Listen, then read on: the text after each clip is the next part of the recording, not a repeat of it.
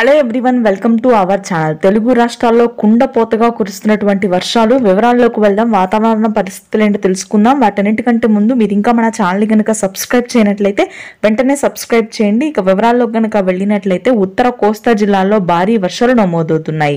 శ్రీకాకుళం, విజయనగరం, విశాఖపట్నం ప్రాంతాల్లో రానున్నటువంటి 3 రోజుల పాటు అత్యధిక వర్షాలు కురుస్తాయి. రాయలసీమ వ్యాప్తంగా కూడా ఉష్ణోగ్రతలు పూర్తి స్థాయిలో తగ్గాయి. కడప, కర్నూలు, అనంతపురం, చిత్తూరు, తిరుపతి భాగాల్లో ఈ రోజు రాత్రి నుంచి ఉరుములు మెరుపులతో కూడినటువంటి వర్షాలు ఉంటాయి. ముఖ్యంగా పీలేరు, పలమనేరు, నంద్యాల, కదిరి, బద్వేల్, రాయచోటి, పులివెందుల, జమ్మలమడుగు, ఇడుపులపాయ ప్రాంతాల్లో అత్యధిక వర్షపాతం నమోదవుతుంది. ఇక ఉత్తర తెలంగాణ జిల్లాల్లో రాత్రి నుంచి కూడా ఎడతెరిపి లేకుండా భారీ వర్షాలు కురుస్తున్నాయి. ఏప్రిల్ 4, 5, 6 తేదీల వరకు కూడా ఇదే విధంగా వర్షపాతం ఉంటుందని వాతావరణ కేంద్రం వెల్లడించింది.